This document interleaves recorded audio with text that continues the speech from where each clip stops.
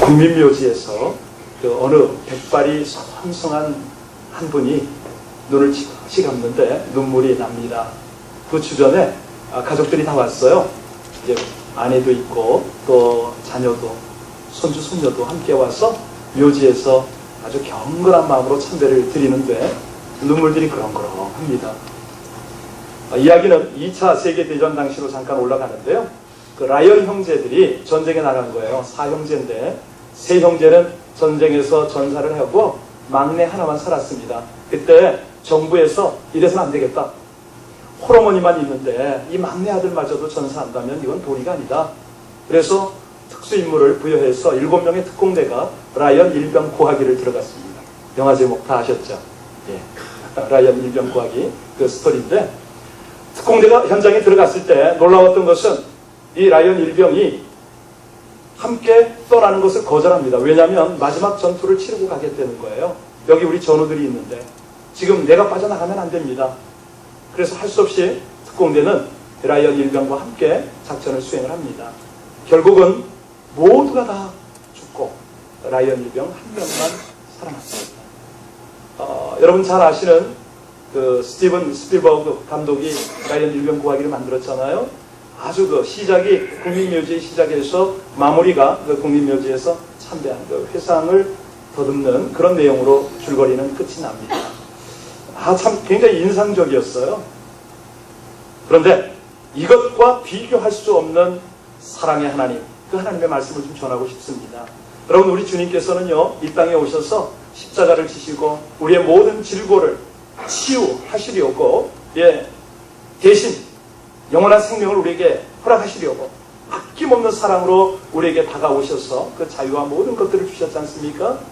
그런데 이 사랑을 우리가 국민묘지까지 가진 않아도, 십자가 밑에 가진 않아도 묵상할 때마다 촉촉하게 우리 속에 은혜로 그렇게 은혜의 강처럼 흘렀으면 얼마나 좋을까. 그런 마음이 목사에게는 있습니다. 왜냐하면 이 하나님의 말할 수 없는 은혜의 사랑이 우리를 정말 우리 가운데 오셔서 속삭여 주시고 연약하고 부족한 자리에 그냥 그 평안함으로 이렇게 쌓였으면 참 좋겠다. 이런 걸 우리가 좀 느끼려면요, 사실은 우리가 산산이 좀 깨어져서 나를 깨뜨려서 십자가 앞에 이렇게 주님 앞에 세우면 그 뜻을 조금이라도 더 깊이 알아갈까? 사실은 그 은혜가 너무 찬란하기 때문에 빛을 잘 못 볼 그럴 뿐입니다. 오늘요, 많은 분들이 교회를 다닙니다. 예수를 믿습니다. 그런데 안타까운 것은 그 모든 교인이 다 하나님의 은혜와 치유를 체험하는 건 아니지요. 어떤 분들은 평생을 믿어도 경험하지 못하는 그런 큰 능력, 하나님의 놀라운 은혜를 어떤 분들은 단 한순간에 경험하기도 합니다. 하나님은요, 어떤 사람에게 그렇게 놀라운 은혜, 정말 큰 능력을 아낌없이 부어주실까? 그 내용으로 오늘 접근하겠습니다. 예수님이 그런 말씀하셨어요. 3년 6개월 동안 비 한 방울 오지 않는 큰 흉년이 들었을 때에 이스라엘에 많은 과부가 있었을 때 엘리야가 그 중에 한 사람에게만 보내심을 받았다. 그렇죠? 오직 시돈 땅에 있는 사렙다 과부 한 사람에게 뿐이며 이런 말씀을 하세요. 그리고 그의 제자죠, 선지자 엘리사 때에 이스라엘에 많은 문둥병자가 있었을 때 그 중에 한 사람 깨끗함을 얻지 못하고, 한 사람도 깨끗함을 얻지 못하고 오직 수리아 사람 나만 뿐이더라. 이 말씀을 하셨어요. 오늘 이 사건을 예수님이 평하셨습니다. 이 사렙다 과부같이요, 흉년 중에 부족함이 없는 삶을 우리가 살길 원합니다. 그죠? 또 치명적인 질병의 위기에서 깨끗함을 입고 살아가는 나만 같은 이런 주인공이 우리가 되고 싶습니다. 그렇다면 오늘 은혜의 강에 잠겨서 이 풍성한 축복을 주시는 하나님의 은혜 가운데 거하시기를 주의 이름으로 축원드립니다. 오늘 우리가 읽은 대로 본문의 주인공은 나아만입니다. 나아만이 지금 등장을 딱 했는데요, 이 사람이 큰 인물입니다. 존경받는 사람이었어요. 왜냐하면 나라를 구한 화려한 전쟁의 영웅이기 때문입니다. 지금은 그의 직위가 군대 장관의 위치입니다. 왕의 신뢰와 사랑을 한 몸에 받는 행복한 사람이지요. 요즘 표현으로 하면 용기, 명예, 권세, 물질, 인기, 무엇 하나 부족함이 없는 그런 성공적 삶을 사는 사람입니다. 그런데 그에게 아쉬운 점이 있었으니 그것이 나병입니다. 문둥병에 걸린 거죠. 살이 썩고 그냥 옷 위로 고름이 흘러내릴 정도로 악취가 진동을 하는 그런 병. 얼굴이 흉하게 일그러지고 사람들이 보면 제대로 그 얼굴을 바라볼 수 없을 정도입니다. 모든 것이 다 갖춰진 것 같은데요. 딱 한 가지. 그 대단한 사람에게도 부족한 것이 있었으니 삶의 모든 희망을 한 번에 꺾어버리는 치명적인 결함이 있잖아요. 여러분 여기 큰 용사나 문둥병자들아 어떤 느낌이 드세요? 우리 인생을 살다 보면 저 사람 인물은 참 잘생겼는데 성격에 치명적 문제가 있더라 이런 거 아닐까요? 저 사람 돈도 많이 벌고 괜찮게 사는 것 같은데 건강에는 심각한 문제가 있더라 이런 내용과 연결할 수가 있을 것 같습니다. 그 가정은 대단히 인맥도 좋고 배경도 든든한데 가정이 불화하더라 이렇게 우리가 이해하면 될 것 같아요. 한 가지 문제로 인해서 행복이 불행의 나락으로 떨어지더라. 여러분 지금 이 나만이요 모든 사람이 원하는 것을 다 접어진 사람이라고 했습니다. 그런데 그러면 뭐하냐 이거죠. 문둥병에 걸렸으니까 아무 소용이 없어요. 왕의 인정, 왕의 사랑 한 몸에 받고 있지만 조금 더 행복하지 못합니다. 물질이 많아지고 명예가 높아져서 백성들에게 존경을 받을지는 모르지만 불행하기는 짝이 없어요. 여러분 나만을 기대하기 때문에 그가 필요하다면 무엇이라도 아끼지 않을 왕, 그도 도움이 되지를 못합니다. 평생을 함께 살아온 아내도 그렇게 아끼고 잘 키운 자식들도 아무 도움이 되지 못해요. 심지어는 전쟁터에서 함께 그렇게 생사고락을 했던 부하들도 오랜 세월 동안 문둥병도 마다하지 않고 그렇게 친근하게 지냈던 친구들조차도 아무 힘이 되어주지 못합니다. 돌아봐도 도움이 될 수가 없어요. 방법이 없습니다. 만약에 여러분들이 이런 상황이라면 어찌 하시겠습니까? 어떻게 하면 우리가 하나님의 은혜와 능력을 체험하고 이러한 문제를 해결할 수가 있을까? 오늘 말씀을 통해서 이 은혜의 강에 깊이 들어가서 말씀을 깨닫고 도전받는 이런 축복이 여러분들의 것이 되기를 주의 이름으로 축원드립니다. 그렇다면 첫 번째 잊지 마십시오. 첫 번째가 뭐냐면 하나님의 말씀을 듣고 따를 때가 중요합니다. 그때 은혜의 강에 들어갈 수가 있어요. 3절입니다. 오늘 3절 말씀 저와 여러분이 함께 보도록 하겠습니다. 3절 시작. 그의 여주인에게 이르되 우리 주인이 사마리아에 계신 선지자 앞에 계셨다면 좋겠나이다. 그가 그 나병을 지금 나아만의 부인이 지금 이 소식을 알렸습니다. 나아만에게 복음 중에 복음이 뭘까요? 문둥병, 나병이 고침을 받는다는 거겠죠. 불치의 병으로만 알고 있었던 문둥병 치유받는다면 이건 복음입니다. 얼마나 귀가 번쩍 열렸겠습니까? 그런데 이 대단한 뉴스를 가지고 온 사람은 인물이 아니에요. 왕의 이름으로 발표된 것도 아니고 학자가 나타나서 가르쳐준 것도 아닙니다. 의사가 말하는 것도 아니에요. 작은 계집종, 패전국에서 끌려온 힘없는 아이, 겨우 시중드는 천한 종이었어요. 그런데 이 말이 복음이라는 거예요. 그를 고쳐줄 수 있는 능력 많은 사람이 사마리아에 있다는 소식입니다. 여러분 이 문제를 해결받고 하나님의 사람을 통해서 한번 생각해 보세요. 하나님의 사람을 지금 볼 수가 있어요. 그런데 그를 통해서 하나님을 만날 수도 있습니다. 무엇보다도 자기의 병을 고침을 받는다는 거예요. 이건 복음입니다. 그런데 그럼에도 불구하고 나아만이 잠시 고민했을 겁니다. 그렇지 않겠습니까? 내가 체면이지. 이 어린아이의 말을 듣고 갔다가 만약 망신만 당하면 어떻게 할 거냐? 갈등을 느꼈을 것 같아요. 이 문둥병은요 권력과 지위와 명예를 하찮게 만들었어요. 큰 결단을 합니다. 그리고 왕에게 가서 윤허를 받고 하나님의 사람을 만나자고 출발을 했어요. 여러분 여기 나아만이요 하나님의 은혜와 능력을 체험할 수 있었던 것이 뭐라고 생각하세요? 지금 상황을 내가 잠깐 설명했는데 의외로 단순하지 않습니까? 이 단순함이 하나님의 은혜를 받는 귀한 도구가 됨을 믿습니다. 예, 그렇습니다. 여러분, 누가 한 말이냐? 이거를 따지고 판단하면, 이건 심각해져요. 왜냐하면 지금 이 말을 한 아이는 비천한 여종이었어요. 그런데 나만이 지금 뭘 보고 들어가냐면, 이 아이의 말이 과연 아이의 말인가? 그걸 보고 들어갑니다. 우리가 자칫하면요, 하나님이 능력을 베푸시는 사람을 이렇게 가만히 볼 때, 복음을 우리가 듣습니다. 그런데 이 복음을 들을 때, 이 복음을 전하는 사람이 누구냐? 겉모습을 보고 판단할 때가 참 많습니다. 그렇지 않습니까? 예. 그런데 오늘 본문에서는 우리 하나님께서 우리에게 도전하시는 바가 다 그거예요. 순수하게 받아라. 순수하게 받아라. 예.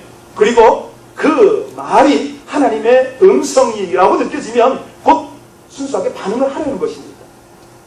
오늘날 많은 사람들이요, 능력을, 하나님의 은혜를 체험하지 못하는, 그런 주인공이 되지 못하는 이유가 뭐냐면 복음을 듣지 못해서가 절대 아닙니다. 하나님이 기회를 주시 않아서가 아닙니다. 은혜를 경험하지 못해서가 아닙니다. 은혜가 다가왔어요. 복음도 들렸어요. 그런데 자칫 외모를 보고 사람들의 모습을 보고 거부할 때가 참 많았기 때문에 능력과 은혜의 주인공이 되지 못할 때가 참 많아요. 어린아이가 전해주었어도 내 운명을 바꿀 만한 하나님의 메시지가 될 수가 있다는 것이 오늘 본문의 그 중요한 도전이거든요. 종이 전해주었어도 나를 위한 하나님의 복된 소식이 될 수 있다는 거예요. 여러분, 우리가요, 이걸 반대로 생각하면 우리가 비록 부족하지만 정말 이 시대의 군대 장관, 이 시대의 오바마 대통령, 아니 각국의 영도들에게 담대히 복음을 전할 수 있다, 이렇게 우리가 이해할 수가 있어요.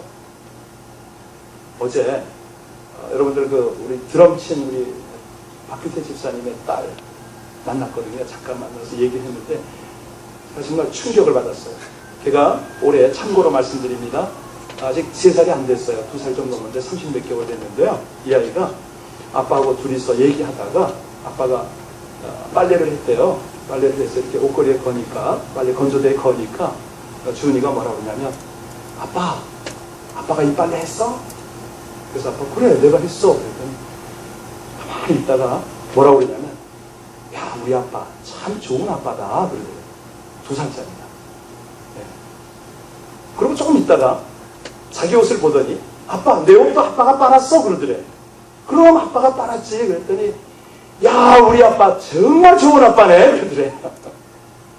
여러분, 아니 2살짜리가 이런 얘기를 했다니까 전혀 감동이 없으세요? 저만 신기했나요? 너무 이쁘더라고요. 너무 이뻐. 그런데 아빠가 너무 좋아가지고 너무 아이가 사랑스럽지 않았겠어요? 어제 저보고 그래요. 목사님, 아니 아내한테도 이 소리를 못 들었는데 아이한테 들어요. 옆에 아내가 있었어요. 예. 여러분, 지위가 높다고, 나이가 많다고, 부자라고, 학벌이 대단하다고 우리가 위축될 필요 없고요. 예. 사실은 이 복된 소식이 언제나 천사들만 통해서 들려지느냐? 그렇지 않습니다. 정말 갓난아이, 어린 아이에게부터 하나님의 위로가 들리고, 하나님의 복음이 들리고, 하나님의 은혜가 거기에 나타날 수가 있는 거죠. 그렇죠? 우리 하나님이 마른 막대기만도 못한 그런 천한 사람을 사용하시고, 전노기도 사용하셔서 언제나 하나님이 하나님 되심을 나타내시지 않습니까? 오늘 본문이 바로 그러는 거예요. 여러분, 우리가 정말 하나님이 일하실 때에 전하는 사람만 보고 하나님의 메시지를 놓치는 그런 우를 범하지 마시기를 주의 이름으로 축원드립니다. 전해주는 사람보다는 그 메시지의 주인에게 항상 집중할 수 있는 영적인 통찰력, 이것이 얼마나 중요한지 몰라요. 나만은요, 이 여종의 말을 듣고 귓가로 흘려버리지 않고 점검을 했습니다. 깨달았습니다. 믿었습니다. 그러니 하나님의 은혜의 강으로 하나님의 능력을 체험하는 길로 들어갈 수가 있었다는 거죠. 여러분도요, 어떤 상황에서 하나님의 음성이 어떤 사람을 통해서 들려오더라도 그때마다 점검을 해야 된다는 거죠. 민감해야 된다는 거죠. 자, 5절을 보시기 바랍니다. 5절 함께 봉독합니다. 5절입니다. 시작. 아람 왕이 이르되 갈지어다. 이제 내가 이스라엘 왕에게 그를 보내리라 하더라. 나아만이 곧 떠날새 은 10달란트와 금 6,000개와 의복 10벌을 가지고 가서 이제 사마리아로 가면서 아람 왕의 윤허를 받고 친서를 받아가지고 왔습니다. 은 10달란트, 금 6,000개, 의복 10벌을 가지고 나갑니다. 자, 그런데 6절을 보시게 되면 하나님의 사람에게 바로 나아가질 않아요. 이스라엘 왕에게 찾아갑니다. 나아만은요, 이 하나님의 능력을 체험하는데 든든한 배경이 도움이 될 걸로 착각을 하고 지금 갑니다. 많은 도움이 그냥 재물 때문에 도움이 될 것이다. 인간적 생각을 지금 하고 가요.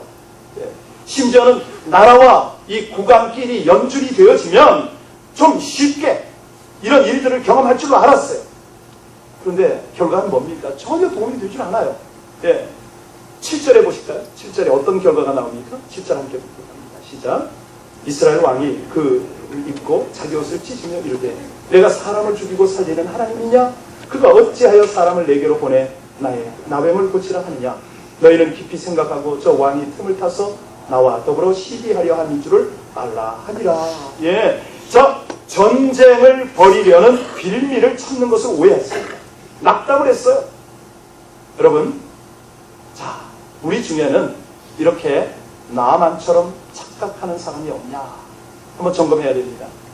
연줄이, 배경이, 지위가 하나님을 만나는데 도움이 될 것 같아서 먼저 그거부터 준비해야 된다. 이런 생각을 하시는 분이 없냐 이거죠. 사실은 어쩌면 이런 것들이 하나님의 은혜, 하나님의 능력을 경험하는 데는 방해물이 될 수가 있다. 지금 오늘 본문에서 계속 이것을 우리에게 시사하는데요.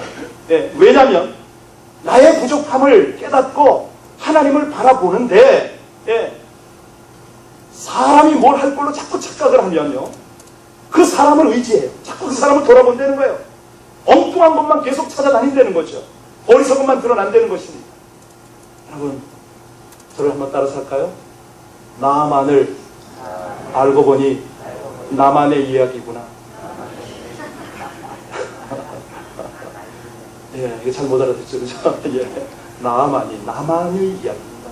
다른 성도의 이야기가 아니고 나만의 이야기인데, 아주 두 번째가 중요한데요. 첫 번째의 마무리는 그렇게 하겠습니다. 하나님을 만나서 능력을 체험하기 위해서는요, 자신의 모든 것들을 내려놓을 필요가 있다. 이걸 두 번째 좀 발전시켜 보겠습니다.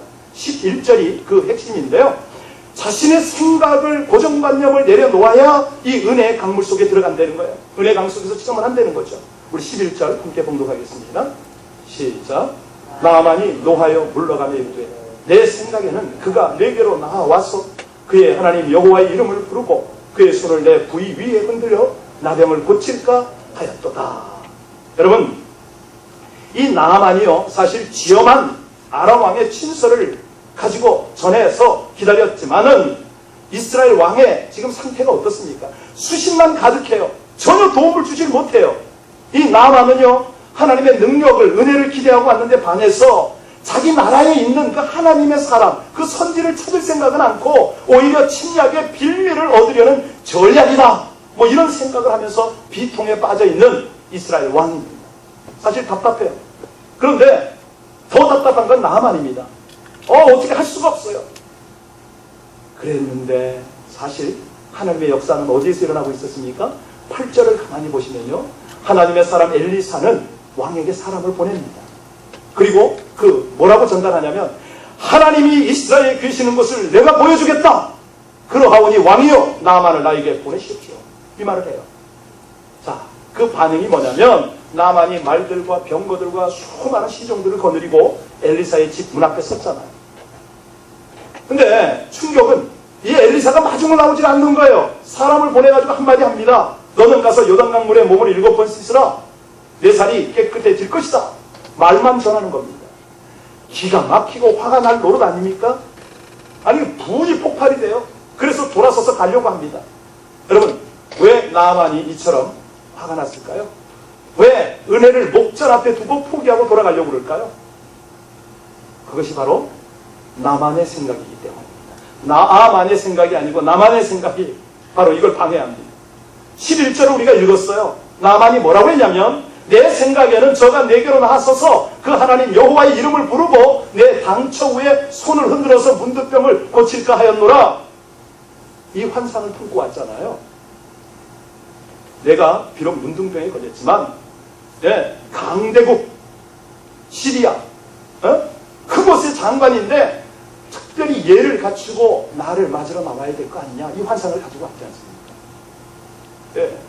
아니 수리아에도 제사장들이 있었거든요. 거기에 제사장들처럼 수많은 군중들이 보는 앞에서 하나님의 사람이 제사장이 친히 나와야 될 거 아니냐. 그리고 나름 격식과 이 모든 것을 형식을 갖춰서 환영식을 하고 여기에 거룩한 제단을 만들어서 하나님의 사람이 신비한 복장을 입고 나오고 그냥 의관 정제 가운까지 입고 나와가지고 나에게 안수를 하고 특별히 합심 기도로 아주 감청 기도로 해야 될 거 아니냐. 적어도 나만은 이 생각을 가지고 왔습니다. 그런데 이 나만의 환상과 생각이 산산조각이 났어요. 아니 엘리사는 나만을 오라고 해놓고서는요 나와보지도 않아요. 그 대신 사환을 시켜서 요단강에 가서 7번 씻고 가라는 거죠. 여러분 지금 이 이야기는 나만 장군의 입장에서 들으면 하나님의 사람에게 이런 이야기를 듣는 겁니다. 그런데 더 이상 설명조차가 없어요. 여러분 어떻게 들렸을까요? 얼핏 듣기에는 사람의 말로밖에 들리지 않았을 겁니다. 그러니 나만의 화가 머리끝까지 난 건 당연한 거죠. 여러분 이 이야기가 왜 나만의 이야기인지 아세요? 요즘에요 내 생각을 앞세우고 신앙생활하는 사람이 참 많습니다. 내 생각에는 교회가 이래야 되는데, 내 생각에는 목사가 이래야 되는데 왜 이렇게 못하느냐 이거죠. 심지어는 내 생각에는 하나님이 이렇게 해주실 줄 알았는데 하나님 실망이에요 이렇게 말한다는 거죠. 그래서 나만의 생각이라고 말씀드렸습니다. 여러분 저도 여러분도 나의 생각을 절대적인 것으로 여기면 안 됩니다. 이것이야말로 하나님을 만나고 하나님의 은혜를 받고 하나님의 능력을 체험하는 데는 너무 방해가 됩니다. 우리 주님께서 이사야 선지를 통해서 그런 말씀을 하세요. 이사야서 55장 8절에 여호와의 말씀에 내 생각은 너희 생각과 다르며 내 길은 너희 길과 다르다 분명히 말씀하셨습니다. 여러분 여러분의 생각이 절대적으로 옳은 줄 알지만 하나님의 생각은 우리의 생각과 다르다. 그러면 우리는 어찌 해야 되느냐? 중요한 것은요 하나님의 생각을 알려고 해야 됩니다. 하나님의 은혜를 받으려고 힘써야 되는 겁니다. 내 생각을 하나님의 뜻, 하나님의 생각에 맞추려는 것이 중요하다는 것이죠. 여기 있는 목사도 저도 한때 제 생각을 절대적으로 앞세운 적이 있습니다. 평신도로 사역을 하다 보니까 벌써 8년, 10년이 넘어서면서 노하우도 쌓이고 열매도 맺히는데 아니 소위 말하는 목사, 선교사님들이 오셔서 사역하는 게 마음에 안 들더라고요. 너무 이렇게 좀 여러 가지로 이렇게 규모가 없었어요. 말은 안 하지만 속으로 그냥 얼마나 제가 혼자 판단하고 평가했는지 모릅니다. 지금 돌아보니까 제가 얼마나 제 주제를 모르고 까불었는지 지금 너무 부끄럽고 한심스럽습니다. 깨닫고 보니까 뭐냐면 그들이 저와 다른 것뿐이지 틀린 건 아니었어요. 비판적인 자꾸 그런 생각을 하다 보니까 물론 평신도 선교사랍시고 그냥 겸손을 떤다고 그냥 말은 안 하고 그냥 속으로 자꾸 비판을 하다 보니까 자꾸 문제만 제 눈 속에 들어오는 거예요. 결국은 제 심령도 인상도 점점 날카롭게 되더라고요. 마음이 황폐해지는 거예요. 은혜가 깃들 공간이 없어요. 그렇게 하나님의 강력한 능력과 은혜와 은사들이 나타났는데 안 되는 거예요. 나중에 기도 가운데 하나님이 이걸 깨닫게 하시는 거 있죠. 그래서 이건 하나님이 기뻐하시지 않는구나 깨닫고 마음을 바꿨습니다. 여러분 지금도 계속 변화는 되어가고 있지만 여러분 이것이 어찌 김 목사만의 경우겠습니까? 우리 나만의 경우 아니겠어요? 그렇죠? 여러분 이 나만의 생각이요 아람 제국에 먹혀 들어갔을지는 몰라도 하나님하고는 안 통하는 거예요. 하나님은요 나만으로 하여금 자기의 생각을 버려야 하나님이 역사를 하시잖아요. 더 큰 은혜를 주시잖아요. 그래야 하나님이 능력을 체험하게 하시고 하나님이 되실 거 아니에요. 여러분 10절에 한번 우리 다시 한번 볼까요? 엘리사가 뭐라고 그랬습니까? 10절 한번 다시 한번 읽습니다. 시작. 엘리사가 사자를 그에게 보내릴 때 너는 가서 요단강에 몸을 7번 씻으라. 내 살이 회복되고 깨끗하여 지리라 하는지라. 여러분 가만히 한번 한번 이 말씀을 묵상해 보세요.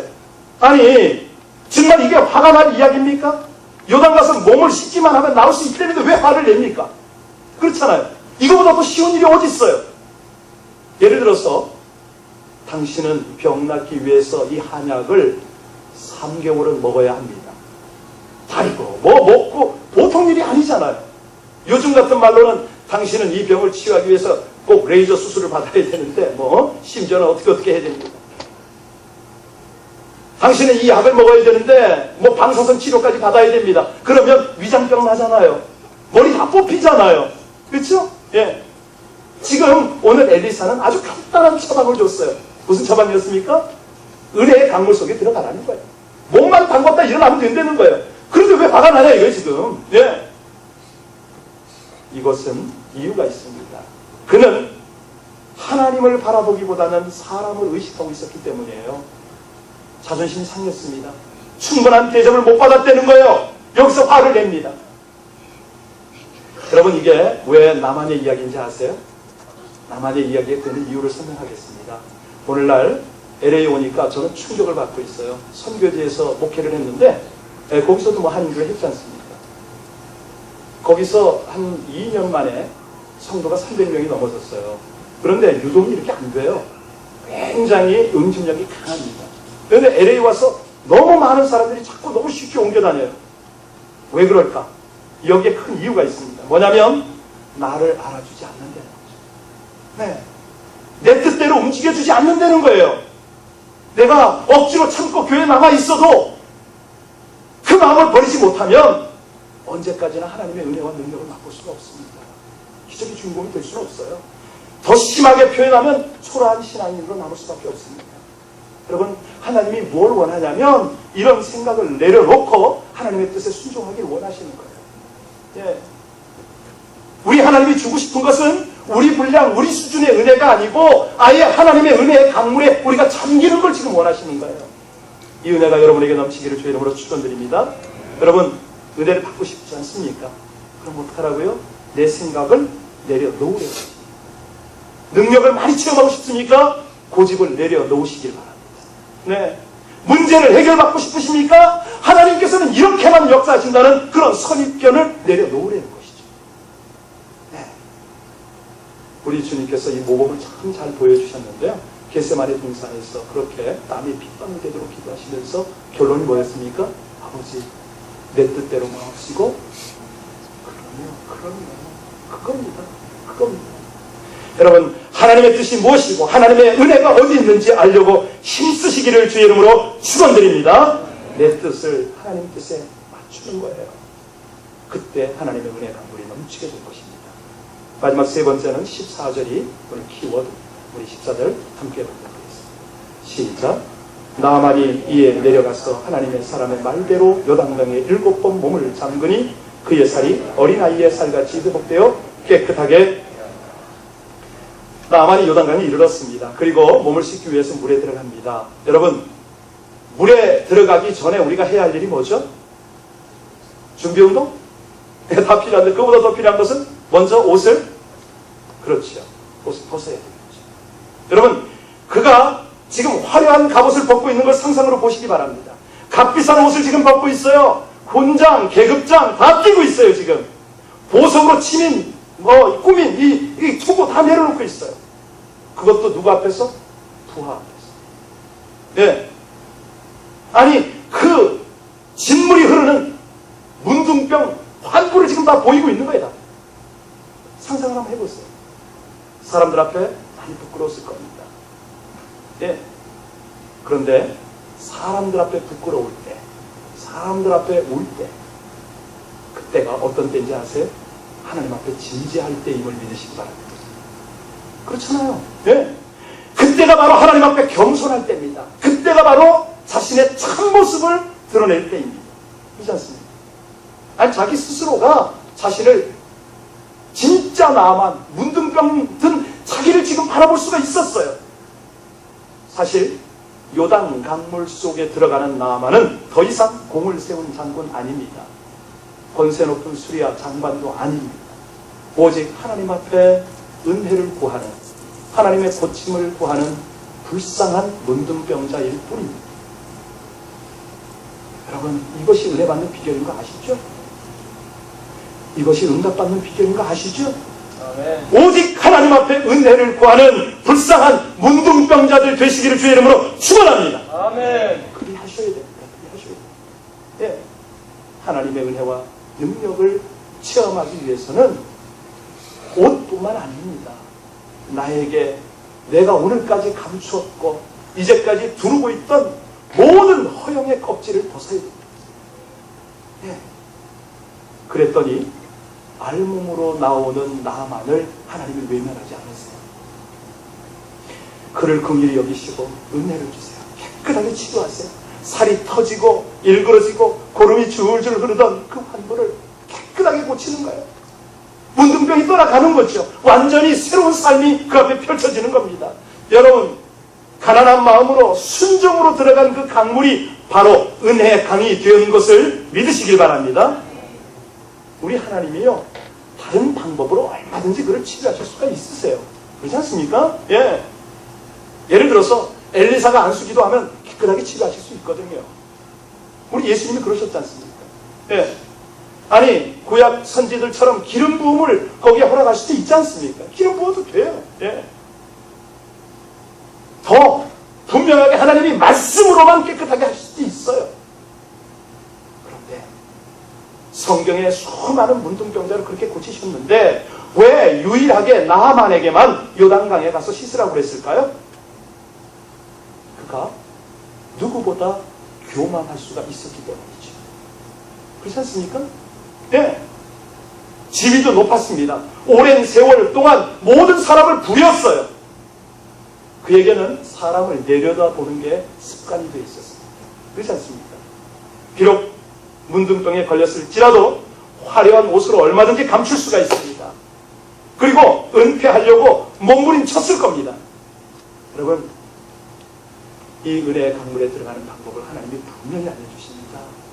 하나님 앞에 은혜를 구하려면 자신의 참모습을 감추지 말라는 것입니다. 허영, 교만, 가식, 이걸 벗으려는 거예요.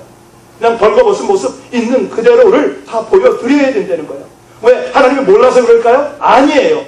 왜 그러십니까? 하나님은요, 우리에게 정직하게 자신의 약함과 허물을, 자신의 죄악을 다 내어놓아야만 하나님이 그것을 만지실 수가 있기 때문입니다. 여러분, 은혜에 관해서 용서를 얻고 긍휼을 얻고 은혜를 경험하고 기적을 경험하고, 여러분, 이 일이 여러분 가정과 교회에서 일어나기를 주의 이름으로 축원드립니다. 우리가 사실 교회에서는요, 우리 문제, 내 허물, 내 상처가 드러날까 많이 두려워하는데 사실 이거 드러나야 옳습니다. 누가 알까봐 싸고 또 싸매고 하나님의 은혜를, 근데 그건 결과가 뭐냐면 하나님의 은혜를 거부하는 거죠. 용기를 내서 이것을, 이 껍데기를 다 벗어 던져야 되는데 사실 저 이런 사람이에요. 예, 감추고 감췄던 진짜 모습을 보여줘야 되는데 사실요, 한번 제가 진단하겠습니다. 여기 해당되는 거 한번 들어보시기 바랍니다. 요란하게 치장하고 비싼 옷, 메이크업, 심지어 과분한 보석으로 치장하려는 사람, 여러분 어떻게 보세요? 저는 목사지만 LA 와서 한두 번 명함을 받았는데 아직 좀 명함 안 쓰거든요. 명함이 저에게는 없는데 어떤 분 명함을 보니까 이 기록을 했더라고요. 40일 기도 뭐 3차, 1차는 언제 하고 2차는 기도 안 쳐요 제가. 어이가 없어요. 그 다음에 어떤 명함이 지금도 기억이 나는데, 제 아이가 그 명함을 보고, 아빠, 이거 좀 너무했네. 그 소리를 했는데, 무슨, 기억이 나나? 말씀과 무슨 능력에 좀 해가지고 쭉 이렇게 썼더라고요. 여러분, 그런 명함을 왜 나열할까요? 열등감이 많아서 그래요. 예. 사실은 이런 스타일들은 교회와도 자기를 열려고 하지 않습니다. 보여주지 않습니다. 나의 실수, 나의 실패, 나의 약함, 나의 문제를 덮고 포장하려고 안간힘을 써요. 그런데 결과가 뭐냐면 그럴수록 나는 쓸쓸하고 외롭다는 거죠. 네. 그런 자세로 신앙생활을 계속하면 은혜를 받을 수가 없어요. 물론 이런 허물들이 드러나면 사람들에게 가십거리가 되는데 그건 그들의 문제죠. 그들의 수준이에요. 제 어머니가 이번에 다녀가셨지 않습니까? 신앙생활도 열심히 하시지만 이분이 목사 아들을 많이 염려를 하세요. 그래서 이제 오셔서 이번에 나름대로 이렇게 점잖게 행동하시느라고 애 많이 쓰셨어요. 제가 어머니 자연스럽게 하세요. 괜찮아. 뭐 나도 있는 대로 사는데 뭐 말씀드렸거든요. 그랬더니 돌아가시면서 그러더라고요. 마지막으로 아주 심각하게 말씀하셨어요. 아들 목사, 내가 그동안 여태까지 비밀로 지켰던 말을 내가 한마디 하는데 충격받지 말고 잘 들어요. 저 무슨 말씀 하시는지 제가 알고 있었거든요. 가만히 들었어요. 사실 나의 시어머니, 너의 할머니 이야기인데 그때는 제가 더 이상 못 참겠더라고요. 어머니 그거 알고 있어요. 우리 할머니가요, 사실은 그 당시만 해도 충격적인 사건에 휘말리셨어요. 궁금하시죠? 제가 내적 치유라는 CD를 만들었는데 거기 다 그 간증이 들어가 있거든요. 네. 여러분들 들으면 충격받아요. 그러니까 우리 어머니가 그거를 여태까지 거의 60년 가까이 당시만의 비밀로 간직을 했는데 제가 그랬어요. 어머니 그 얘기 다 교회에서 했어요. 그랬어요. 어떻게 알고 있는데? 아니 알지요.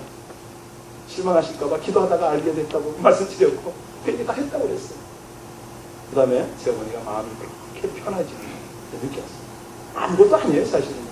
그거를 남의 허물을, 남의 약점을 문제 삼는 것이 더 문제지. 그렇지 않습니까? 그건 하나님 앞에 자기가 계산할 거거든요. 다 그렇게 해야 돼요. 중요한 건 우리가 신앙생활을 할 때 은혜를 사모하지 않습니까? 성경 공부를 해도 정말 안타까운 것은 길을 쓰고 자기를 은폐하고 피상적으로 대답하는 분들이 계세요. 셀 모임에 와서도 자기의 약한 모습을 보이지 않으려고 자기를 철저히 그렇게 감추는 분들이 있어요. 근데 하나님이 제일 안타까워하는 게 뭐냐면 그래서는 치유가 일어나지 않는다는 거죠. 참다운 교제가 거기 일어나지 않는다는 거예요. 그러니 능력이 어떻게 나타나겠습니까? 여러분, 우리가 하나님의 은혜의 강에 잠길 때, 하나님의 은혜를 받고 능력을 체험할 때 중요한 것이 있어요. 과거에 얼마나 잘 살았는가 중요하지 않습니다. 내가 얼마나 공부를 잘했는가 이거 중요하지 않습니다. 과거에 내가 남자들에게 얼마나 인기가 있었는지 아느냐, 나에게 여자들이 얼마나 따라다녔는지 아느냐, 전혀 중요하지 않아요. 이런 거 전혀 상관이 없어요. 오히려 하나님 앞에서 하나님, 저는 이런 상처가 아직 치유되지 않아서 힘듭니다. 하나님, 제가 이렇게 형편없습니다. 완전히 깨어져서 실컷 울고 싶습니다. 하나님, 저 이렇게 실패했거든요. 도대체 이게 뭐가 안 됩니다. 이렇게 나와서 이런 것을 가지고 성도들에게 기도 요청하는, 그렇게 다 벗어버리는 사람을 하나님께서 왜 안 쓰시겠냐 이거죠. 하나님께서 왜 도와주지 않겠냐 이거죠. 정리하겠습니다. 마지막으로 은혜를 체험하는 길을 영어로 3단어가 요약을 해놨어요. 그것이 뭐냐면 something, nothing, everything. 다 아시잖아요. 내가 something, 내가 무언가 할 수 있는 존재다 라고 생각하면 곧 나는 nothing, 아무것도 할 수 없는 존재일 수밖에 없죠. 그렇죠? 네. 그래서 내가 하나님 앞에 nothing입니다. 저 아무것도 아니에요. 이렇게 상처가 많고 연약합니다 라고, 아무것도 아닌 존재라고 하나님 앞에 고백을 하면 그때부터는 이 nothing이요 everything이 됩니다. 모든 것을 하나님이 담당해 주시는 거예요. 할렐루야. 구한말에 언더우드 선교사가 캄캄한 조선 우리나라의 선교사로 왔잖아요. 그 어두운 현실 속에서 뭐라고 기도했는지 아세요? 오 주여, 지금 아무것도 보이질 않습니다. 저희가 어떤 일을 해야 할지 할 일이 보이질 않습니다. 그러나 주님 순종하겠습니다. 겸손하게 순종할 때 우리 주님께서 일을 시작하시고 그 하시는 일을 우리의 영적 눈이 열려서 볼 수 있는 날이 올 줄을 믿습니다. 이런 기도를 한 거예요. 그의 겸손한 순종, nothing이죠, 그죠? 예, 그 순종이 이 땅에 하나님의 큰 열매, 선교의 열매, everything을 맺게 한 거죠. 바울 사도가 이걸 깨달았어요. 뭐라는지 아세요? 무명한 자 같으나 유명한 자요, 아무것도 없는 자 같으나 모든 것을 가진 자로다. 이것이 여러분 은혜의 강물을 사모하고 그 속에서 살아가기로 결단한 여러분들의 삶이 그런 거예요.